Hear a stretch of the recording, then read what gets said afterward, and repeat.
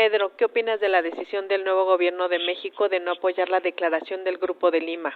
Bueno, desde el punto de vista de un venezolano es una posición francamente lamentable, o sea, es injustificable ya cualquier defensa que se haga de Nicolás Maduro en este momento es absolutamente injustificable. Nicolás Maduro es un gobernante totalmente ilegítimo, un gobernante que hizo una farsa electoral para mantenerse en el poder, un gobernante rechazado por 85% de su país, que ha enviado al exilio a más de 5 millones de personas, que ha configurado la crisis humanitaria más importante y de desplazados más importante de la historia de América Latina, que tiene inflación de 1.000.000% en un mundo que tiene inflaciones de 2 y 3%, que está acusado de narcotráfico, que está acusado de vínculos con el terrorismo, que está acusado de relaciones non santas con el AMPA común.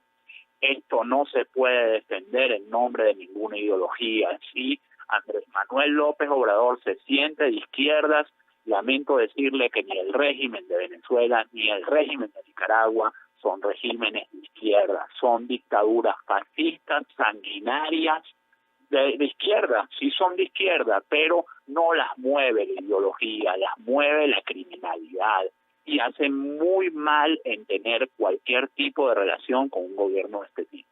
En México este es un momento de mucha efervescencia, que México ha sido un país que ha hecho tradición del principio de la no intervención, pero hay que recordarle al señor López Obrador y a todos los hermanos mexicanos que nos pudieran estar escuchando a esta hora, en este momento, que los derechos humanos quedan fuera del alcance de la soberanía. Los derechos humanos son derechos universales, son supranacionales, y todos los países, que México me imagino que lo ha hecho, que firmó la Declaración de los Derechos Humanos de las Naciones Unidas, están obligados a hacer respetar esa declaración.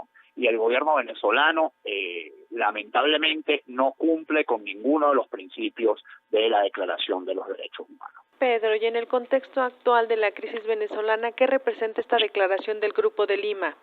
Bueno, nosotros tenemos muchas esperanzas cifradas en lo que puede hacer la comunidad internacional. Ciertamente es limitado lo que puede hacer la comunidad internacional, pero creo que si la presión, lo que llaman presión inteligente y presión coordinada entre países latinoamericanos, entre países europeos y países norteamericanos y algunos países asiáticos, Japón, por ejemplo, está también en esta línea, podría realmente suponerle un gran efecto a Nicolás Maduro, y más que a Nicolás Maduro y a los que están alrededor de él, al círculo de corrupción que ellos encarnan. Mover capitales venezolanos en este momento es sumamente complicado para cualquier venezolano, incluso los venezolanos que tenemos una cuentita normal en Estados Unidos o en Europa. Tanta gente tiene una cuentita fuera de su país, estamos muy complicados para mover el dinero, como consecuencia de las precauciones que hay en el sistema financiero mundial al lavado de dinero de la corrupción proveniente de Venezuela. Pero si esas sanciones se hacen menos extensas, más enfocadas, digamos, si ese tipo de medidas se hacen más enfocadas en los grandes capitales, más enfocadas en las personas relacionadas con el gobierno o sus familiares o potenciales testaferros, y ese dinero se logra congelar para una recuperación futura, la comunidad internacional estará haciéndole un gran favor a la Venezuela del futuro y por supuesto un gran favor a la Venezuela actual, porque lo que a estos tipos los aterra es que estos tipos están aquí presos, nosotros somos sus rehenes, pero ellos también están presos en Venezuela, ellos saben que no pueden salir a ningún país. Cuando Nicolás Maduro sale de Venezuela porque siente nostalgia de ser un mandatario con alguna aceptación internacional, hace siempre exactamente el mismo recorrido. Va a Cuba, va a Argelia, va a Turquía, va a Rusia y de ahí se devuelve, haciendo salto de caballo porque no puede sobrevolar suelo europeo. Ahora supuestamente tampoco va a poder sobrevolar por encima de Brasil, por encima de Colombia, por encima de Perú, por encima de Chile. Se le está pidiendo a Ecuador que se sume a la declaración del Grupo de Lima y esto también es un detalle importante. Anoche se le pedía al presidente Lenín Moreno, quien está a un paso de hacerlo de verdad, que se sume al Grupo de Lima. Y realmente, bueno, todos estos movimientos acompañados de lo que pudiera suceder internamente. O sea, yo creo que estamos en un momento, Elsa, en el que tienen que venir quiebres, o sea, quiebres a lo interno de la coalición gobernante, porque la presión que están enfrentando es muy dura y realmente lo que están haciendo, y me vas a perdonar, que me perdonen los oyentes, es una payasada. O sea, la juramentación de Nicolás Maduro ante el Tribunal Supremo de Justicia y posteriormente ante la Asamblea Nacional Constituyente, como si eso le diera mayor legitimidad a la farsa institucional que se ha montado en los últimos 3 años, porque sencillamente no quiere reconocer lo que hay que reconocer, que es que perdió el poder. O sea, Nicolás Maduro no ganaría una elección decente ni medianamente decente en este país nunca, ni siquiera con los que nos quedamos aquí. Mira, Elsa, la gente no escapa de las democracias. En las democracias los problemas se resuelven pacíficamente. Cuando tú ves una migración como la que hemos tenido los venezolanos de estos tiempos, tú solo puedes coincidir en que esto es una dictadura, porque toda esa gente, si hubiera votado y su voto hubiera valido, sencillamente hubiera cambiado el poder. Nicolás Maduro sería oposición, estaría enfrentando los juicios que tiene que enfrentar, porque este hombre no va a parar más nunca de enfrentar juicios. Y hubiera otro gobierno tratando de resolver el desastre que este hombre provocó, pero es un aferrado, y es un aferrado porque sabe que de perder el poder, pues eso es lo que le viene, pues muchos juicios, muchas potenciales cárceles, e incluso, el desprecio, porque el desprecio profundo de el mundo, no solo es Venezuela, es el mundo entero el que desprecia profundamente a Maduro. Bueno, ustedes lo vivieron en la toma de protesta de López Obrador. O sea, Maduro fue un clandestino en esa toma de protesta, porque es un tipo que no se puede presentar en ninguna parte sin sencillamente no provocar un revuelo a su alrededor de repudio, de rechazo, de todo lo que él se ha granjeado por su actitud.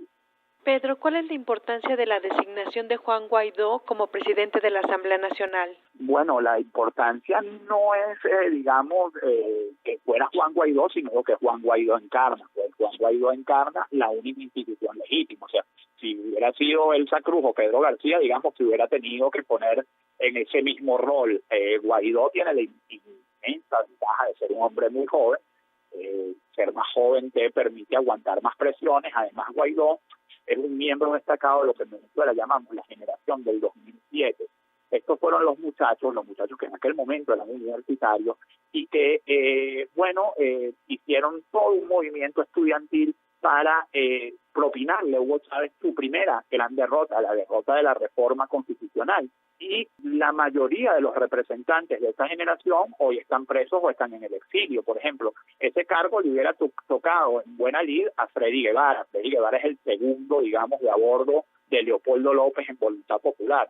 Guaidó es del partido de Voluntad de Leopoldo López, que también es el partido que ha sido, o uno de los partidos que han sido como más firmes en el rechazo a Maduro. Pero Freddy Guevara está hoy en la Embajada de Chile, asilado. Juan Requesens, por ejemplo, que está preso, diputado preso, es de la misma generación de esta misma generación del 2007. Y José Manuel Olivares, otro diputado que también está exiliado, porque también le montaron un expediente y lo obligaron a exiliarse, también era de esta generación de 2007. Digamos, simbólicamente tiene todo eso, pero yo diría que su gran ventaja, digamos, es fisiológica, pues es física, es ser un hombre lo suficientemente joven como para enfrentar las gigantescas presiones que va a tener que enfrentar hasta ahora. Pedro, ¿cuál es la ruta que debe seguir la Asamblea Nacional y qué sentido tendría designar un gobierno de transición? Bueno, ayer lo decía Guaidó en su declaración, digamos, en su toma de posesión, como presidente de la Asamblea Nacional, que ellos van a elaborar una ruta donde pueden empezar a asumir algunas competencias del gobierno. Él decía, y esta es la tesis que se ha impuesto en Venezuela, que no es la tesis que, por ejemplo, impulsó María Corina Machado, que es como el ala más radical de la oposición. María Corina Machado dice, y está a la radical de la oposición, dicen que a partir del 10 de enero no hay presidente en ejercicio. Y, la posición, digamos, de los juristas es que hay un presidente, pero está usurpando el poder. Es un matiz, parece un matiz, pero tú sabes que en el derecho estos matices son sumamente importantes. En esta segunda visión, tú no tienes que nombrar un gobierno de transición, pero tú puedes asumir ciertas competencias del gobierno y ellos van a tratar, la Asamblea Nacional va a tratar de asumir la coordinación con la comunidad internacional de la ayuda humanitaria. Esta es una de las cosas. La otra cosa que van a tratar de asumir es una ley que la comunidad internacional reconozca y con la que pueda cooperar para la recuperación de los capitales producto de la corrupción, y por eso antes te mencionaba lo de los capitales producto de la corrupción. Y otro tema en el que van a estar trabajando, hay un tercer tema en el que van a estar trabajando, que podría ser incluso la designación de nuevas autoridades del Consejo Nacional Electoral y nuevas autoridades del Tribunal Supremo de Justicia que pudieran también ser reconocidas por la comunidad internacional, y de esta manera ir quitándole incluso más piso político a Maduro. Ahora, estas son todas medidas políticas porque estamos hablando de política, pero lo cierto es que Maduro ya no está sostenido en el poder por medios políticos. Maduro está sostenido en el poder por manu militari. La Fuerza Armada Nacional es el gran respaldo de Nicolás Maduro. Sin un quiebre al interno de la Fuerza Armada Nacional, probablemente Maduro logre, que yo creo que es el objetivo que los venezolanos demócratas en este momento tenemos que tener, el contrario. O sea, Maduro está intentando estabilizar la dictadura y nosotros tenemos que intentar desestabilizarla en la medida de lo posible y con las herramientas pacíficas que tenemos, porque bueno, al final el monopolio de las armas está de aquel lado, y eso no solo es legal, el otro también. Entonces los ciudadanos somos inermes ante eso. Por cierto, vi con preocupación en México todas estas cosas que se hablan de eliminar el porte de armas, etcétera. Toda esta eliminación del porte de armas en regímenes como estos, lo que sirve es para envalentonar a la delincuencia y en definitivas cuentas para dejar inerme a la ciudadanía. Cuidado,